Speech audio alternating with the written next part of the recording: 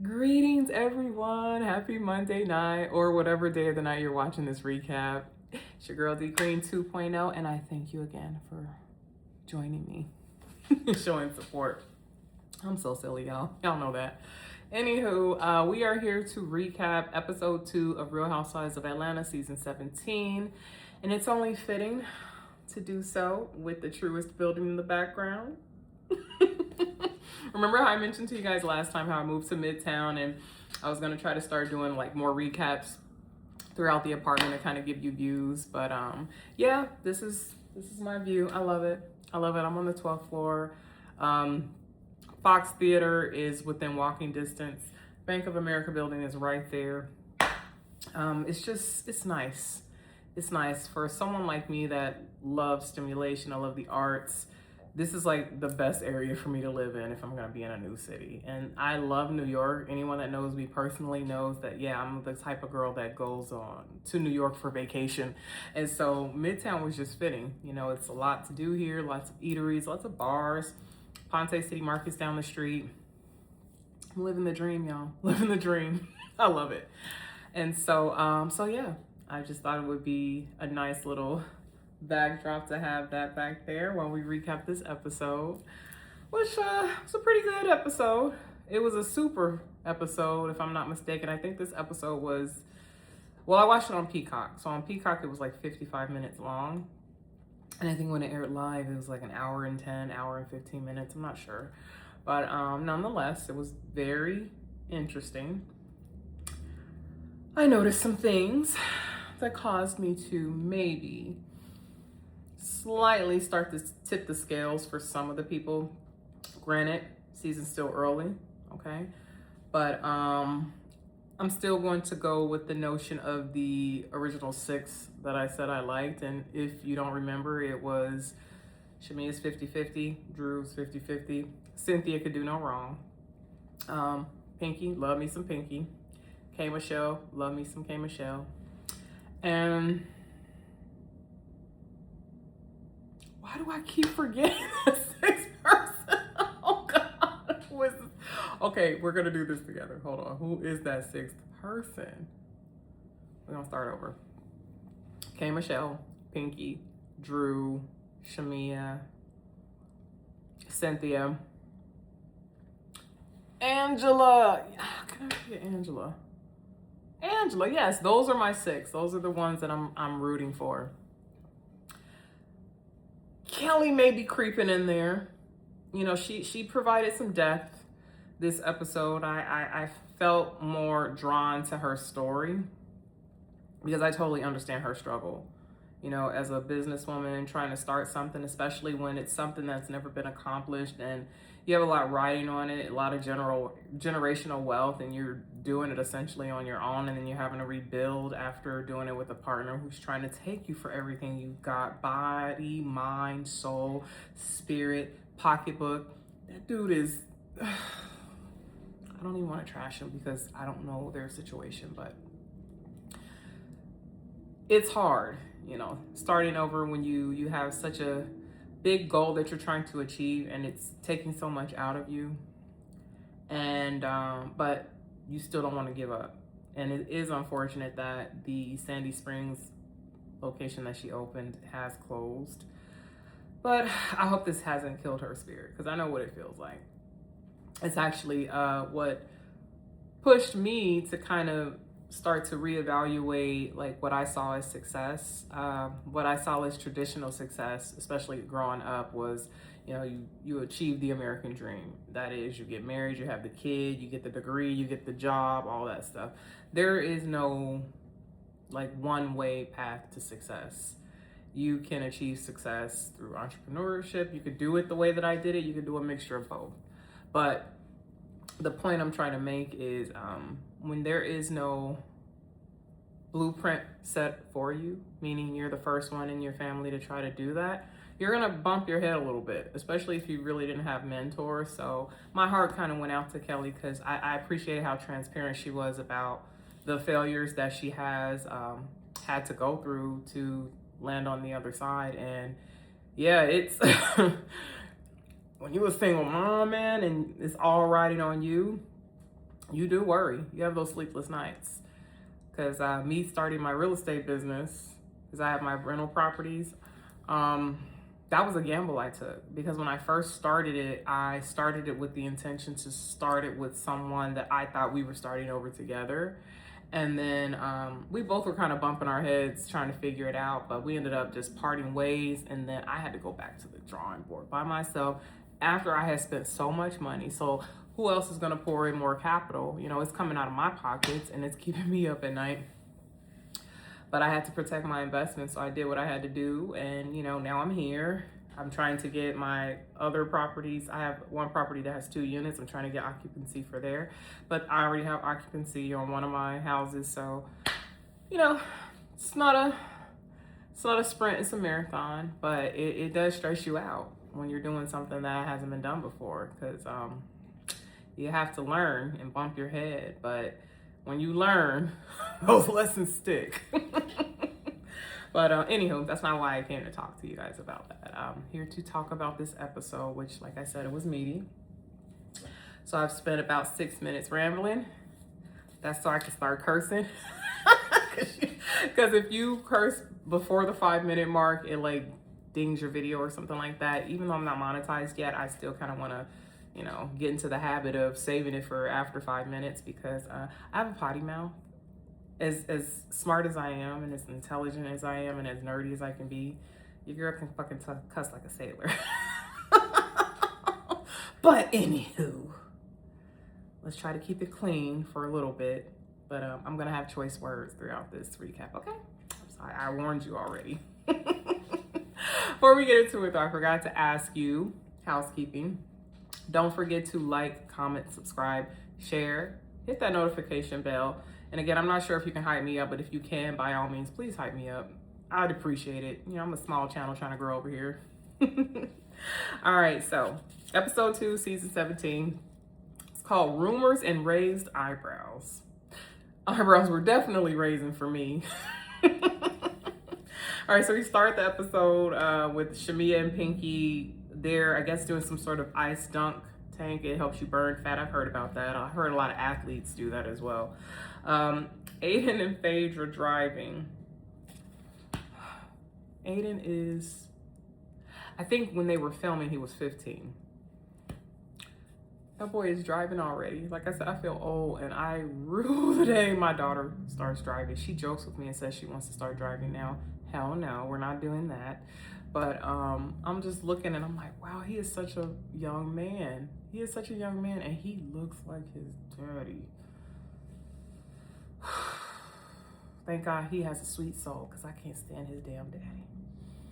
I just don't like Apollo. I don't like Apollo. I don't like any man that outwardly embarrasses his wife on national television and then makes himself out to be the victim. I can't stand any man like that. And then you want covering? Please don't get me started. Don't get me started. But anyway, Aiden and Phaedra driving. Thought it was cool. In the confessional though, I was like, what? So Phaedra says that Aiden's been driving since he was 12, and he's Apollo's designated driver. And then the producer asked her in the confessional, is he also your designated driver? And she said, oh no, I don't do stuff like that. I'm a Christian. I said, hold up, pause, okay, pause. I don't like the way Phaedra conveys her Christianity. Like, granted, she is a Gen Xer, so there's a different generation of woman I'm talking about here. What I don't like is there's a picture painted from her point of view of what a Christian should look like and how they should represent themselves. I myself am also a believer, but I am not a perfect believer, and I'm not going to sit up here and act like, oh, I don't drink, I don't do such and such, because she was doing some stuff in this episode, and I'm like, Christian, stop trapping yourself. Stop trapping yourself. You did that with the whole due date debacle. Because you didn't want your mom to know that you got knocked up beforehand. And then she was so flirting with Sway and like all in Sway's face, which I have a theory about Phaedra. I think she's dabbled in the lady pond before. But I just, like I said, I don't like the fact, like how she puts it out there, because it sends a mixed message. Christians are not perfect. We're not supposed to be perfect. But the idea is for us to be true and intentional and honest and spread the message. It's not going to look like perfection, though. It's not. So I wish Phaedra would stop because, again, like I said, she was demonstrating some behaviors in this episode. I'm like, bitch, stop. You're not a freaking, like, whatever type of Christian you're trying to sell to the world, that does not truly exist. Not in true form. Okay? I'm sorry. I hate this. I can't stand when people act like that. Like Christians don't sin. We sin. We sin. So it is what it is. But anyway, enough on that. Then we get Angela and Drew at lunch. Drew's inviting Angela to her movie premiere. Thought it was cute. I think Angela is so pretty. Then we get to this scene with Portia, Kay, and Kelly. So they go to this place called The Dirty Tea, which I'm going to try to look for that place. It's here in Atlanta, so I'm going to see what it's about. My older sister took me to a tea place in Altadena. It was really cute, but it was hoity-toity. And I'm a little bougie, but I'm not hoity-toity. I want to go to where Portia and then they went. They were drinking alcohol, and it seemed like it was lit. I liked it. So anywho, Portia in the confessional says that she and Kelly, they've got some stuff going on. They're oil and vinegar. They just don't mix. Oil and vinegar actually do mix. They actually make a pretty good salad dressing. I think what she meant was oil and water. But that was probably one of her Porsches, we're just gonna let her have it, okay? So anyway, they're talking and everything is cool, and then it gets into the mess, okay? Kay snuck some whiskey in between this, by the way, before everything got started. They didn't even realize she had done it, but once the fireworks kicked off, I think she wished she would have ordered some popcorn too, because this shit was funny. I was watching her face the whole time and I was like, yes, that is me, because what the hell is happening? So Portia says to Kelly, more or less, I'm paraphrasing, she wishes they can get to a better place, but Kelly said something in an interview or media or whatever about Portia that, it hurt her feelings, and that's not typically the case because it's hard to do. I said, lies. You're a Cancer, Portia. You guys are probably one of the most sensitive, if not sensitive, of the zodiac. Talking about it didn't hurt my feelings. Girl, please. It hurt your feelings. But what hurt her feelings was that Kelly said in the interview, and it wasn't an interview, it was their after show that they have after the episodes, that she wished Portia would stop sleeping with people's husbands. Now, here's the thing, Portia, and I'm raising my 10-year-old to adopt this, by the way. You can't sit out here and conduct actions and not want to suffer the ramifications of it or think that people are going to forget. Don't ever do something that you can't live with the consequences behind, okay? Live by the sword you die by. If you out here hoeing, you Jezebelling it out, and somebody got something to say openly, because people talk behind your back too. But if they got something to say openly, first of all, respect it, okay? Don't try to gaslight them as if they're wrong. You're the one out here living foul. You did sleep with somebody's husband before you stole Fallon because of the whole African thing. We didn't forget the African you were sleeping with that was married. I'm just like, Portia, whose face are you playing in? Like, how dare you be mad at Kelly because she spoke a truth? It's the truth. So this is what really got to me about Portia in this scene. She tried to deflect, gaslight, and then flip the table with some cockamamie story. If you believe that story, I have beachfront property to sell you in the state of Iowa, okay? This lady had the nerve to come up with the story that she heard Kelly slept with a married man when she was with her friend. Her friend happened to be talking to the married, I'm not making this up. Her friend was talking to the married man that Kelly had just slept with because somehow Kelly was talking about Portia and Dennis, Portia's baby daddy, to him. So then that clued him to text the friend that Portia was with and then say that he slept with Kelly. I was like, girl, my 10-year-old could have came up with a better story than that. That shit made no sense. That's what I'm talking about, grown girl shit. I'm Kay. I'm looking like, what? Makes no sense.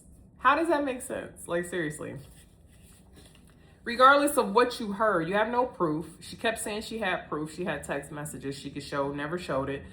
And I could tell she was BSing because even the way she kind of cowered in the scene and like, you know, accepted defeat, I saw it. I saw what it was. So I was just like, Portia, you 44 years old, sexy as hell, but you dumb as rocks. You really thought this story was gonna fly? I'm Kelly. If you got receipts, like if it's facts, show me some receipts. Portia gonna say in the confessional, I'm the receipt. No, honey. No. No. Not Guinness Book of Lies. We need receipts. Okay?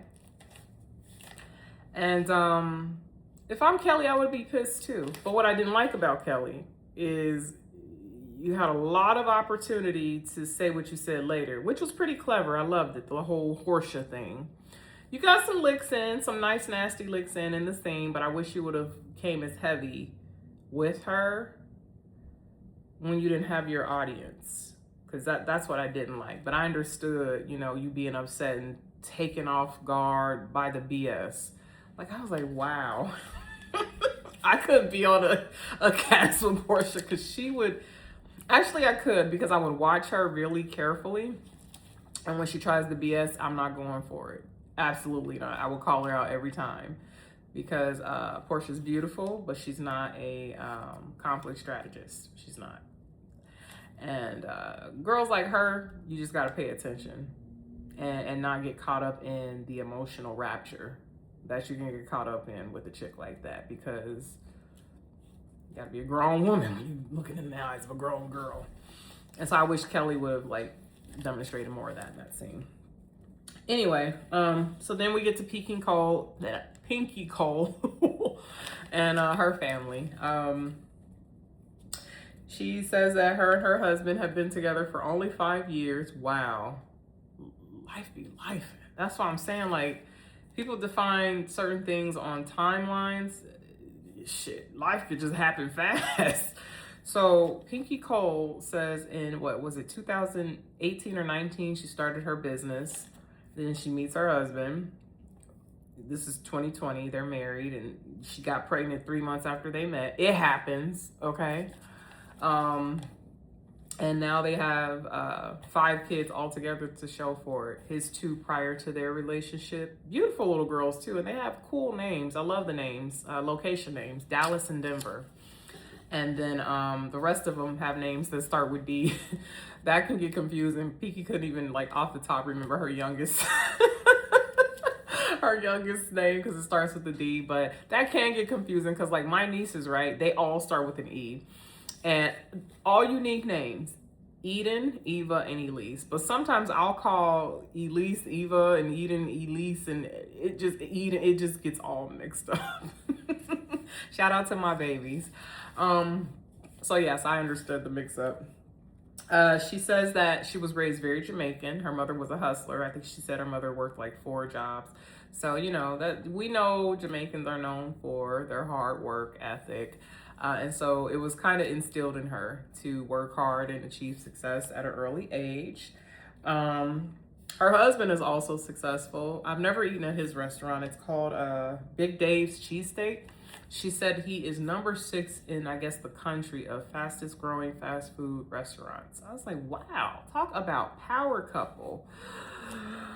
But with no prenup, and you guys only being together for 5 years, and you living in Atlanta, and you now being on this show, I hope by the grace of God, y'all are solid. Because I started noticing some stuff, and I'm not gonna put no juju on couples, because I'm going to throw this psych degree in and try to assess it so that I'm not cutting down their relationship. Because he was saying some stuff that I wasn't comfortable with, but I understood where he was coming from, the best way he could describe it. So, first thing he said, I'm going to sad face this one. He humbled her. He says she is too dominant and she just steamrolls over everyone. And he showed her that that's not how he does things. So he had to humble her. First of all, sir, no, we're not humbling our wives. We are making our wives comfortable enough to trust our masculinity or our energy when it's intertwining with hers, and that she can surrender and get into her soft feminine place. That's different from humbling. Okay, humbling implies that she was some sort of conflict that you had to conquer, and I have an issue with that. As you can tell, I take that humbling thing very personal. I don't like that. He's a successful man, so he has that going for him. But a lot of times, if you're a successful woman and you're dealing with a man that's insecure, he feels like he has to humble you.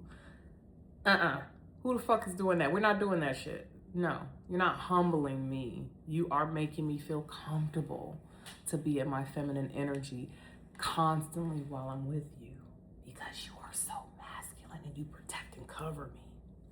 Very different from humbling.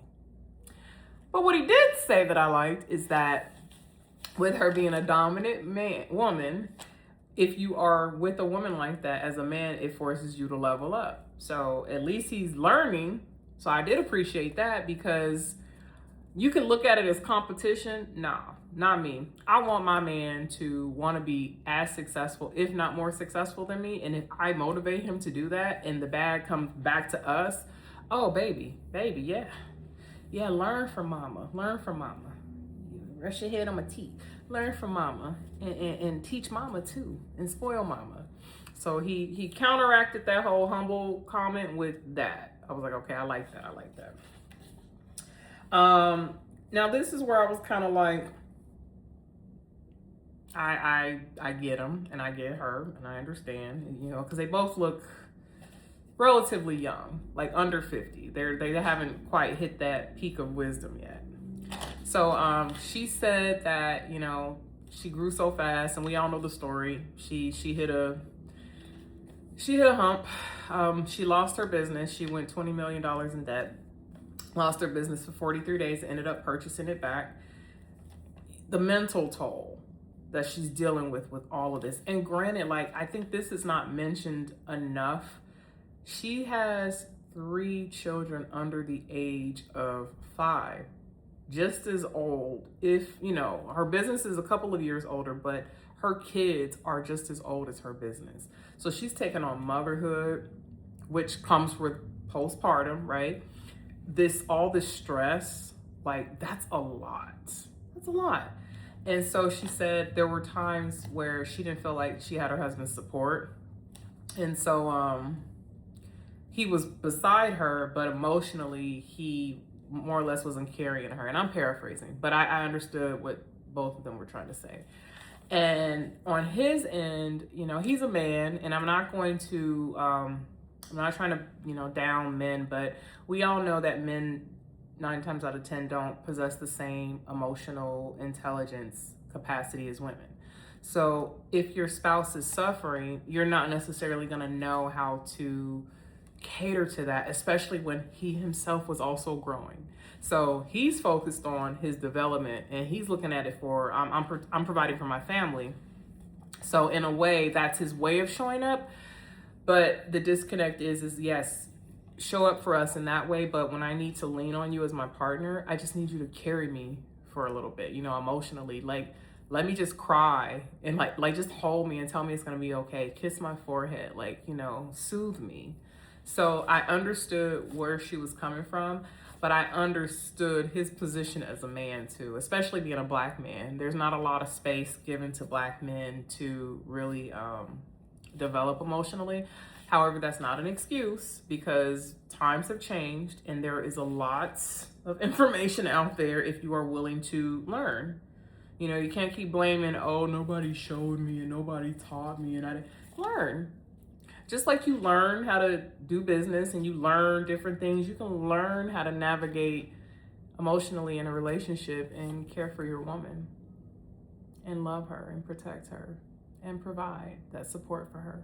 That's what it is. It's not just security with a gun or providing money. It's not. So I thought that was a beautiful scene. I've heard people say, oh, no, I was able to kind of see all of it, and I'm not going to take away from how I see them. I think they do love each other. It is still kind of young because, wow, it's like 5 years. That's still young. It's a new relationship. So I'm going to pray, and hope for the best that they stand the test of time because, like I said, I love it. They're attractive. They're successful. They seem to really be into each other. The chemistry is fire. I want more of that on TV. But anyway, so now we got Kay with her husband. May I just say, I love how tickled he is by her. Like, she makes him laugh. So there's love there. But I know she irritates him just as much as she makes him laugh too. Because I was looking at his face as she was saying certain things, like the whole man cave comment she made. But anyway, so they're touring the house. Kay has bought a house here in Atlanta. I don't know where, but she's out in the sticks. God bless. I cannot be in the sticks. Hell no. The only way I would go back to a house in the suburbs is if I got remarried and that's what he said and we went in on a house together. I'm in the city. I need to be in my apartment. My Sex in the City type living. So kudos to her, but she's got a husband and she wants to expand her family. So maybe the sticks is best for them. But so they're walking through the house. She tells us their story about how they dated off and on for 11 years. And she basically had to let him know, look, I'm a hot commodity and you need to jump on it. Again, I don't like that. Like, I guess it takes some men longer to get there, but I hate to be morbid. What if she were not to be here? She's gone through a health scare. If that's who you wanted to be with, if something were to happen to her, you wasted all that time in doubt and limbo.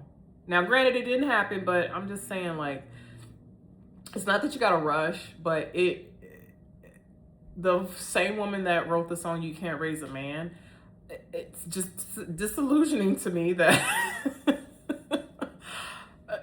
it took her now husband 11 years to see her as the one. No, I'm not that patient. I'm sorry.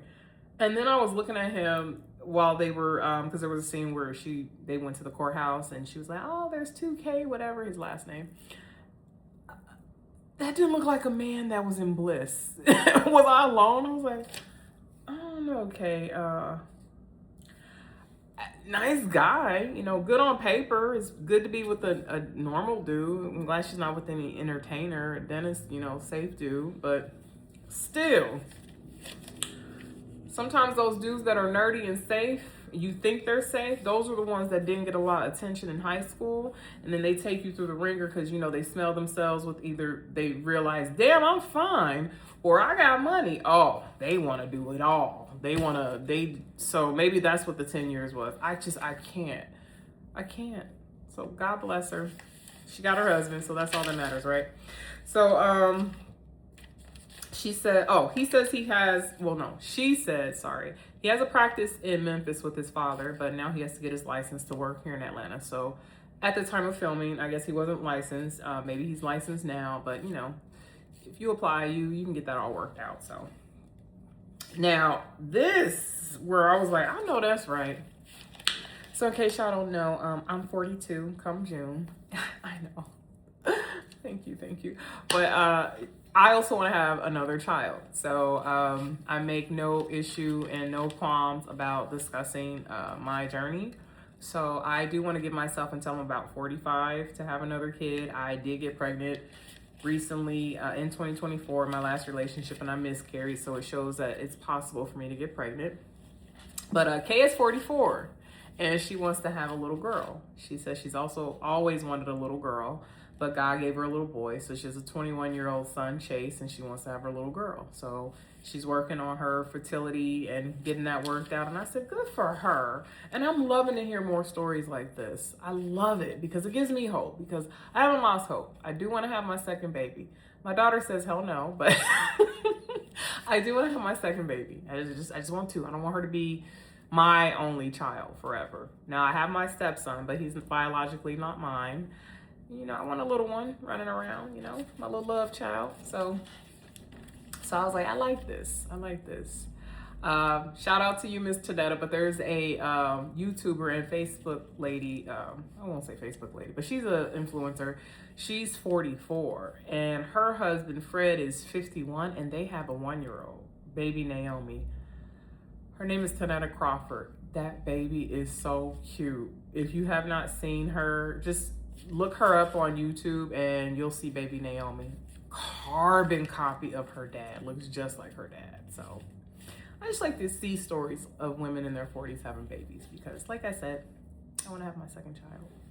Anyway, so next see, we have Shamia, Kelly, and Angela. So first you have Shamia and Kelly, and then Angela comes into the scene, and this is where I was like, I'm feeling Kelly. I get it. So this is the same week Kelly is preparing for her Sandy Springs opening of her Nana's Chicken and Waffles location. Same week her husband did the interview with Tasha K. And she was just feeling heavy. You know, she had a health inspector come in. She talks about that later in the episode, but you could see it in Kelly's face, like just how burdened and defeated she felt. And I'm like, I get her. I get it. That husband, basket case. Basket case. He actually threatened her in the courtroom, y'all. Anyway, so Angela, her timing is like impeccable. So she asked Kelly, I guess, to keep the scene moving because Angela is a producer, you know, by trade.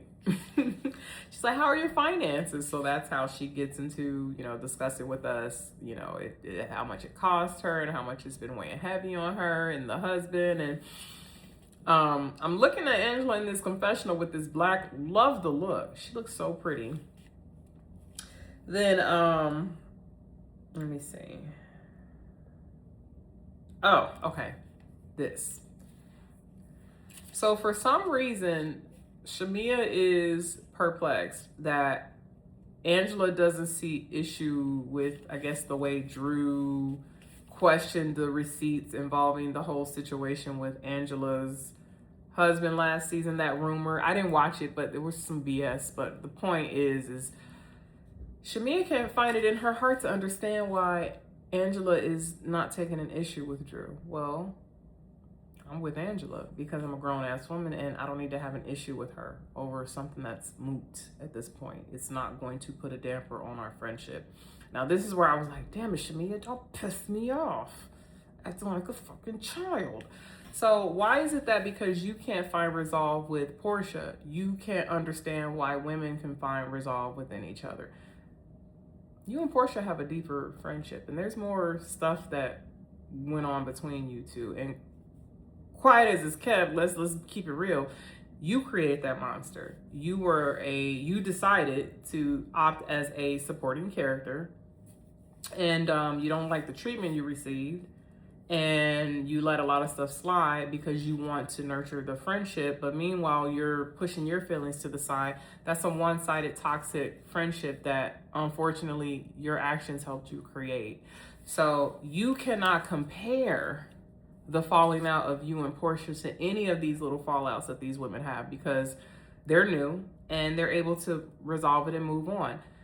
They're actually doing what you and Portia should have done in your friendship throughout the years instead of you just letting stuff build up. They're checking the problems as they occur.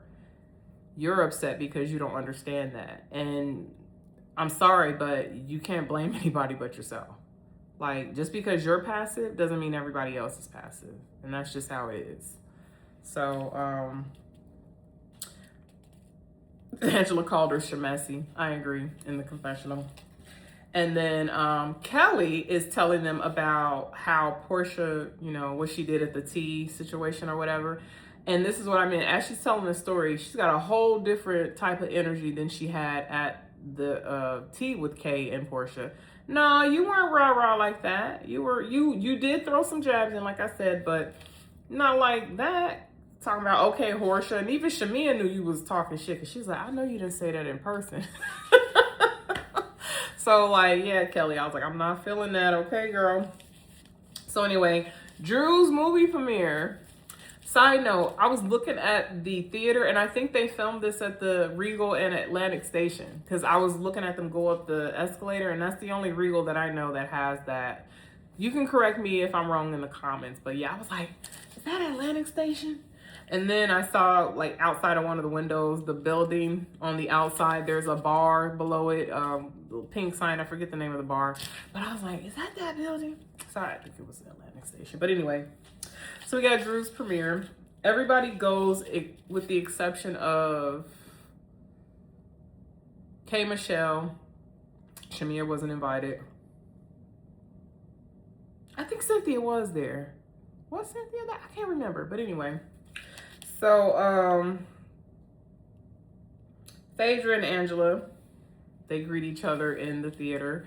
And again, grown woman resolve. They talk, smooth it out.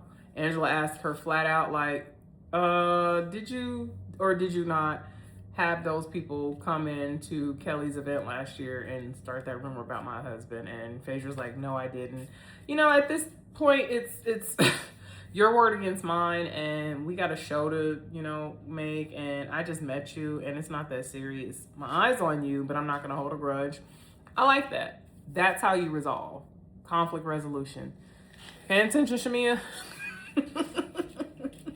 So anyway, so Miss Sway, yeah, I'm gonna say her name first because she was a cutie. And Portia walked in. I like it, Portia. I can't even lie. I like it for you. I like that you are being open about your fluidity. I find nothing wrong with that. I wish Phaedra was a lot more honest than she is, because did y'all not see how Phaedra was like fawning over her? She's like, girl, you need to put us on a double date. What you say, Phaedra? What you say? Again, like, okay, girl, like, don't say, oh, I'm a Christian. No, girl, come on. Love is love. Don't let that Bible fool you, okay? It's bigger than just the words. There's a spirit too. And if your spirit is right, your intentions are right, who you love has nothing to do with you being a Christian. It's one of those black paradoxes. When I say black, I mean in my community. We will forgive everything, and I'm gonna go there. We will forgive adultery, child abuse, family secrets involving inappropriate behaviors. We'll forgive drunkenness, poverty, drug abuse, theft, all types of stuff. But when it comes to homosexuality, give me a fucking break. Like, we need to wake the fuck up. Like, we focus on the most dumbest things sometimes as a community. And it's because we allow for that Bible or, you know, our people to make us think that it's wrong. When, okay, that's wrong, but you cheating on your wife ain't wrong. You abusing family members is not wrong. You being, what's the word? Gluttonous. Eating all the time, like, you know, no discipline, that's not wrong. But homosexuality, oh no, that's where we draw the line. Give me a fucking break. Anyway, I'm going on a tangent here, but anyway, so Sway had them buzzing. She did. And yes, we did catch this, Portia. Drew had the nerve to say, not you living my life. Again, Drew, you too. And I get it, your mom's a pastor, but no, you're a grown woman. If your mom wants to disown you, then let it happen. That's just your earthly mom. That's not your spiritual mom. I don't like that. We got a long way to go. We do. A lot of us that still feel that way, we need some help. We really do. We really do. Anyway, so like I said, everybody looked curious. They was buzzing over her. Sway, I saw this and I was like, look how chivalrous she is. And she's friendly, and Granted, I didn't see much in the scene, but what I was catching was, pay attention to how Drew was interacting with her. I feel like Drew was throwing her some side flirts, and Phaedra, because at one point, if you look at a scene, Phaedra is next to Sway and flirting with Sway, and then Portia gets right in the middle like, oh no. So Sway was very chivalrous, and she offered to get all of the ladies shots. Super friendly, but focused on Portia. That's how you do it. The problem I have with, because I used to talk to this dude, and he's like, you got a problem with me being friendly? Nah, nigga, I got a problem with you not being loyal. No, it's not that you're friendly. Don't try to gaslight with the friendly shit. There's ways to do it. You could show that you are chivalrous and that you are friendly and that you are, you know, all about everybody in the group. You're going to look out for your girl and her friends, but you got to be only about your girl. And that's where immature men don't see it. You know, they don't think that you pick up on the shit that they be doing, looking at other women, being extra friendly. You know, I went out with one dude, no lie, because I'm a fucking detective. So I went to the bathroom, right? And we were at a bar, Para here in Atlanta. And so there was this cute waitress, you know, she was coming over to our table. I'm super friendly with her, you know, very pretty girl. Why do I have a reason to be, you know, mean to her? I go to the bathroom. Mind you, I went back and I asked the girl. I go to the bathroom and I come back and I noticed that she was a little uncomfortable with him. And I was like, okay, I'm gonna note this. So he and we left. A couple weeks later, I went back. I asked her, I said, do you remember me when I came in with, you know, homeboy or whatever? She's like, yeah, you were so nice, because I tipped her good. And, you know, it was a girl code. Not all girls are slimy. So I asked her, I said, I noticed when you and him were closing out the bill, you were kind of like, you know, and she said, yeah, he tried to get my number when you went to the bathroom. I said, that's the shit I'm talking about. Like, and y'all niggas don't think we be catching that shit. And then you're like, oh, I'm just friendly. Nah, nigga, you slick. You slimy. So I like that Sway was, you know, holding her composure while still being friendly. So anyway, so let me see. I said Portia is fluid. I already talked about that. Dating a woman is different. Yep. It's Drew slipped. I talked about that. Oh. Angela brings up to Kelly.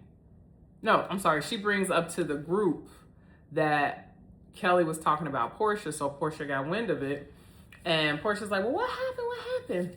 And so Phaedra, she's like, oh shit. Angela says what Kelly said, the whole Portia comment and how, you know, she brought it to her attention that she was sleeping with a married man and all that stuff. And then Portia's like, wait, what? She's spilling her own tea? I thought we resolved everything. And it's like, again, Portia, let's not play stupid. Like, that's a big thing to bring up and accuse someone of if it's not true, especially when you know you're making up a lie. However, I will give you this, Kelly. You didn't seem like you were that upset. So, I mean, gloves are off. I guess they're going to be beefing. So, they're watching Drew's movie. And in, I guess, the first 35 minutes of the movie, Drew dies. And Phaedra says that she's surprised that Drew died first because with Drew being from Chicago, everyone knows that Chicago is a shoot first, ask questions later city. It is. I grew up there. Those people crazy. So, again, like I mentioned that already, towards the end of the scene, Phaedra and Drew, you know, fawning over Sway, talking about double date stuff. So, yeah, Portia, you keep her close because them bitches was really trying. So, anyway, so now we get to Kelly's event. This is a final event. Long scene, too. So she has her pop, what is it, Nana's Chicken and Waffles opening in Sandy Springs. And she's meeting with her party planner, and I think this was some sort of manager, and they're talking about the debt. They're talking about the health inspector coming. They're talking about, again, this is the same week of the interview that her husband did with Tasha K. And Kelly was just like, you know, I'm going through a lot. Like, enemy was attacking. And I have noticed that when you are moving to the next level, the enemy will try to attack you from all angles. I bullshit you not.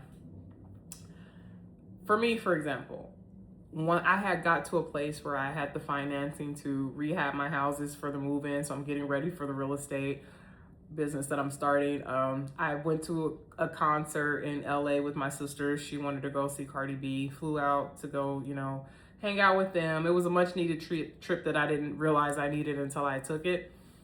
Everything's looking good. Signed on this apartment. Ran into some things, you know, with the application because they couldn't find rental history for me. So they tried to hit me with a double deposit. And I said, no, you can't find rental history for someone that has a mortgage. That got straightened out. But it was just those small things attacking, right? And then I get back from my trip. They sat me down, said I was going to be laid off. My last day was 2 months from the day we had the conversation. And then, man, it was just a lot of shit. When I was rehabbing the property that week, somebody kicked the door in. Didn't steal nothing. So I was like, this is supernatural forces trying to work against me because it does not want to see me, like the enemy doesn't want to see me prevail. And so when Kelly was saying that, I was like, I get it. I get it. I mean, it's unfortunate that the business closed, but maybe she's got good reasoning for that. Maybe she saw that it was going to be a money pit and said, nah, I'm out. So like I said, Kelly kind of drew me in a little bit more this episode with her emotional journey involving her business. So Shamia brings her parents to the event. She arrives. Phaedra comes in. Everybody else is coming in. Angela's there at that point. Pinky comes in. She's sitting. Phaedra comes in. I don't know what the hell she had her on, and I was trying to figure out if I liked the outfit or not. I think if her hair was different, I think if she would have had like a black ponytail because she had that blonde wig on, I think that would have set the outfit off more because she had like this silver crop top, like tuxedo looking type jacket, and these like sequin, no, I'm sorry, it was gold at the top, and the pants were silver sequin, and then they kind of fed into a gold at the end, so it was like gold, silver, gold. But the hair, it just wasn't doing it for me. So I was like, I don't know if I like this. I think it's the hair, but anyway. So she comes in and she says to Angela, my friend. Here we go, Shamia's immature ass. Oh, hold on. Oh. Y'all, I kicked my ring light over by mistake. My bad. In case y'all don't know, I just record my videos. I don't edit. I should just do lives because it's equivalent to that. But yeah, my bad. Anyway, so she walks over, Phaedra, to Angela, and she's like, my friend. And Shamia's like, huh? When did this happen? Y'all was like, I need to see the results because y'all sure wanted me and Portia to make up and rush and, you know, for you guys to make up and I don't see anything. I need to see. Shamia, that don't even fucking make sense. Again, apples and oranges, okay? You and Portia have a longer relationship.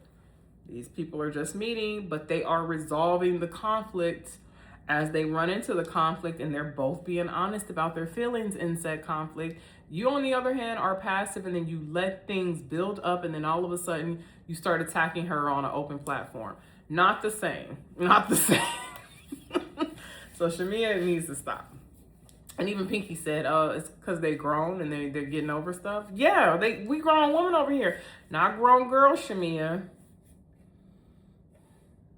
Don't make me take back seas, my life seas of you, because you don't want to act like a grown woman. See where you and Portia are friends. Anyway, so let me see. Oh, here we go. Pinky and Kelly, just like I said last week. I'm glad this got talked about.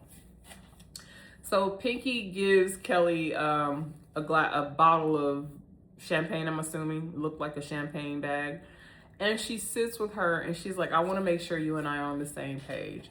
And like a grown woman, Kelly says, you did make me feel a certain way when you left me on red. And Pinky, just like I thought, said, if I left you on red, I probably didn't realize it. I mean, can you imagine the brain fog of this lady with all that trauma and then being a new mother? I mean, you would, if you don't have a pre-existing relationship with her, you would have to kind of get over yourself once you find out all of what she was dealing with. It's not like she ignored you on purpose. But what I loved is that Pinky acknowledged it. She said, if I had left you on red, I probably didn't even realize it. And that is true. Like sometimes you just get so overwhelmed, and sometimes it's just soothing to scroll through your phone, right? And so when you see those notifications, sometimes you're clicking things and you're not even realizing, okay, you probably didn't even read it. You opened it and it's going to indicate that you read it, but you didn't read it. So it could send the wrong message. So I'm glad that they were able to hash that out, because life's too short for the two restaurateurs on this show to be beefing with each other when they could actually be supporting each other and helping each other out, especially in the restaurant business, because that is a crazy business, because people are fickle. One minute they like a food, fad or craze, and then, next minute, oh, what's over there? They just leave your fucking restaurant hanging. So you're really at the mercy of people and their appetites and what's trending. So, you guys got to support each other. It's hard out here. It's hard out here for us Black women in business. We got to support each other. Anyway, so, Kelly's speech. I said it all already. She spoke about how she was attacked and, she got teary-eyed. She talked about how a lot of people count on her. She's glad she's got her support system, the people that really loved her. They flashed to her grandmother, they flashed to her mother. Her mother was crying. I felt it. And then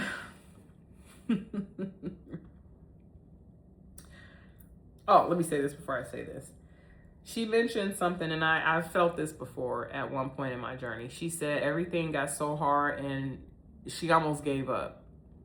And it was not easy, the whole journey, but it was worth it in the end. And it is, because like I said, I was going through a whole lot, and then to lose my job and then dealing with other shit.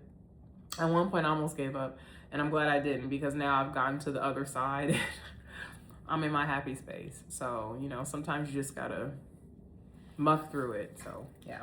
So anyway, back to what I was gonna say. Portia sends flowers. She sends a note. Congratulations, XOXO. We need to talk. Girl, no the fuck we don't. I'm in my opening. I'm dealing with a lot. I don't have time for you and your shenanigans. If you really want to support me, you should have showed up. But at the same time,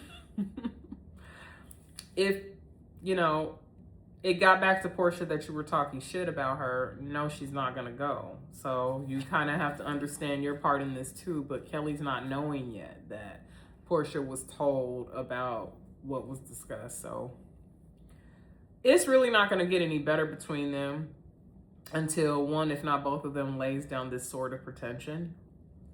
And just lay off of one another, because you're both not squeaky clean. But I can see this circling the drain real quick between the two of them. So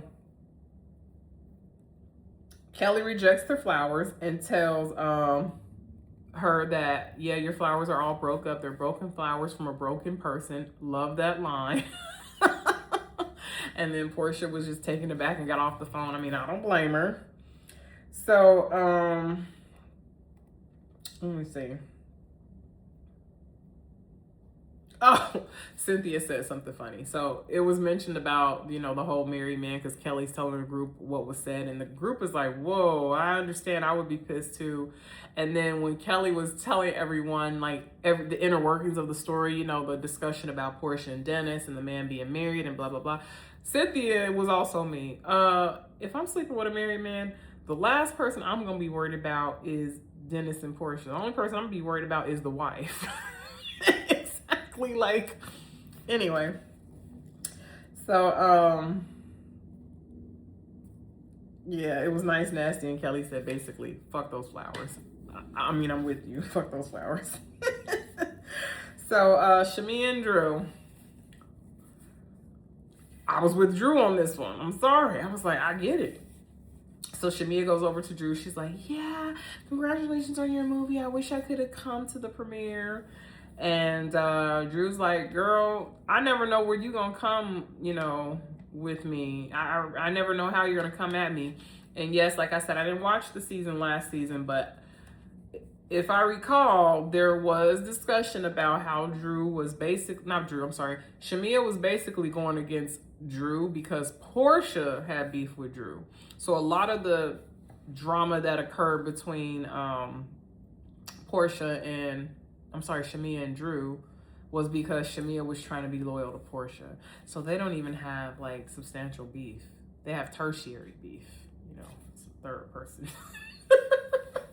But Shamia, that's the bed you made. You got to lay in it. You can't expect for Drew to be comfortable with you and trust you off the bat, especially if she keeps bringing up this YouTube apology.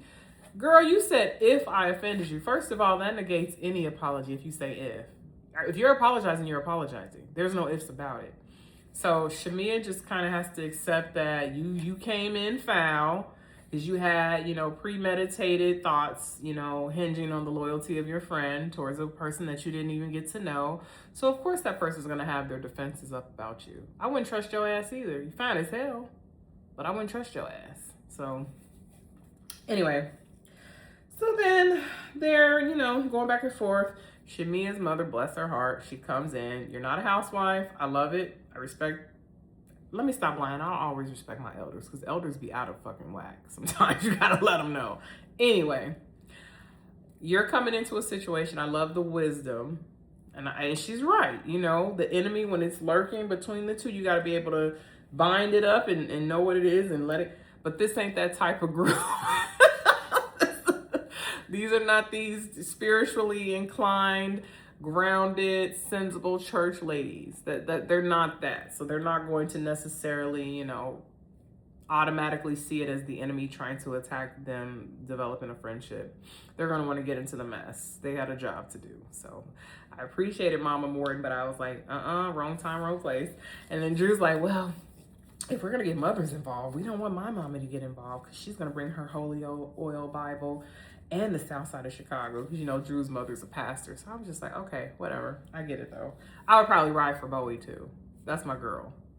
Especially when she gets older and starts dealing with these little heifers. Oh yeah, because I already tell Bowie, you're gonna get haters. You're beautiful. My daughter's biracial, and she's gonna get it from both sides. So Mama's ready to put up her dukes. I'm ready to put up her dukes.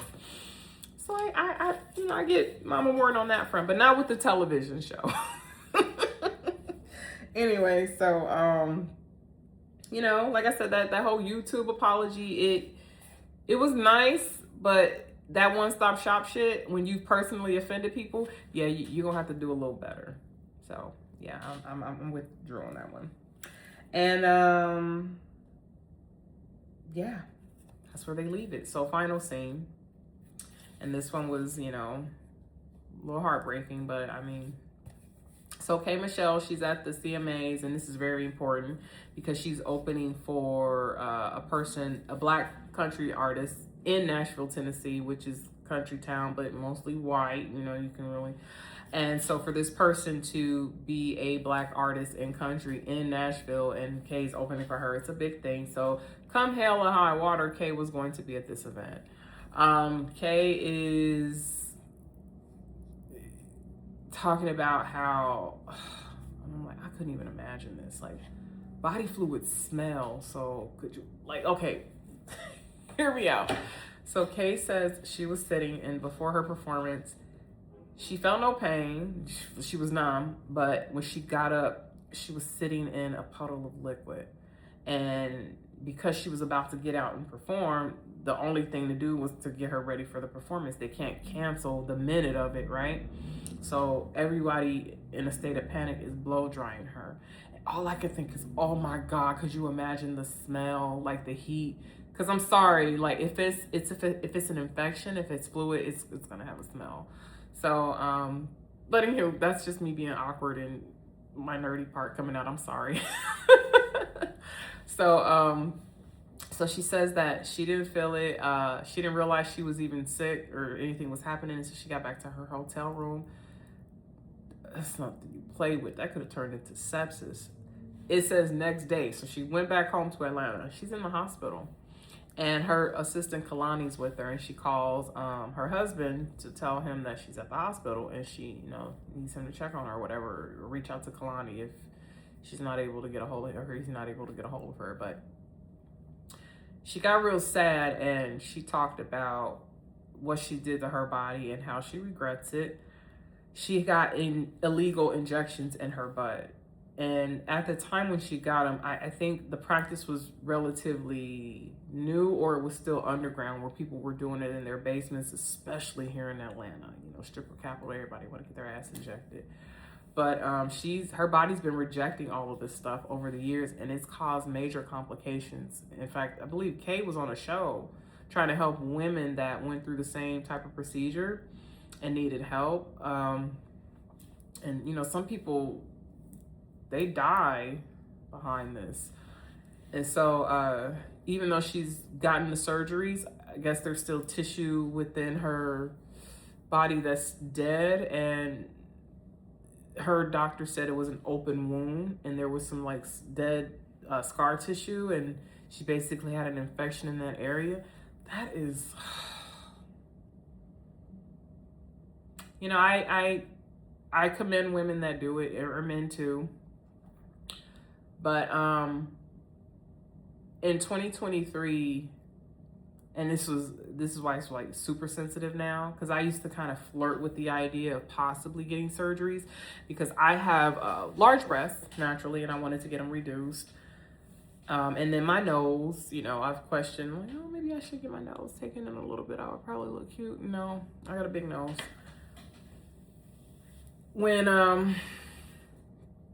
DC Young Fly's baby mama Jackie O passed away, and then a month and a half later, my husband passed away. Just the connection with death, and then from my own personal experience, and then seeing what happened with her. And Jackie O was not ugly. And then I look at DC. DC is a broken person. He keeps pushing, but that's with some assistance, if you know what I mean. And I get it, you want what you want, but love the body that God gives you. Don't cut yourself, don't add things to you. If you're doing it because you feel like you have to appease someone, something, some entity, just be safe with it, because it's just not worth it. And she says she got this procedure done 10 years ago to make her already big butt bigger, because she wanted it to just grab attention and be bigger than life. And the technology, the medicine, and the surgeries have advanced since then. There are more healthy ways to do it. But my thing is once you cut into your body, that's another thing. A cosmetic procedure, it's not worth it. Only cut your body if it's deemed highly necessary. Because I equate when you cut into your body similar to when you break a vase and then you glue it back together. The vase it's gonna exist. It may be able to hold, contents or whatever contents it held before, but it's not gonna be as strong as it was before. So you see what I'm saying? So my heart goes out to her. I'm glad she's making it better, but with her wanting to have a baby, I'm not sure if she wants to carry it or if she wants to do it via surrogate, but I could imagine that's just one more thing added on your body. So, you kind of run the risks when you do those, I say cosmetic / maybe unnecessary. Some people, I can't say what's necessary for others, but for me, it would be unnecessary. Especially if I want to do something that is more natural, like have a baby, I would probably pick that over altering my body, because I think I'm a beautiful woman. So you just got to make peace with what God gave you. But my heart goes out to her. We all do shit that we regret, and so I don't want to come down on her either. And yeah, that was the end of the episode. So it's a pretty juicy episode. I know I mentioned before that I wanted to reduce these recaps, but with this one being a super episode, you know, technically an hour and 15 minutes by Bravo's airing time, I would say an hour and 5 minutes is not bad. All right, well, I am going to end it here. Thank you so much for rocking with me tonight. Sorry I was tired, but, you know, hopefully you got the message. It flowed for you to get everything. Don't forget to like, comment, subscribe, share, hit that notification bell, and come back and holler at your girl, D Green 2.0, okay? All right. Much love to y'all. Peace and blessings. Bye now.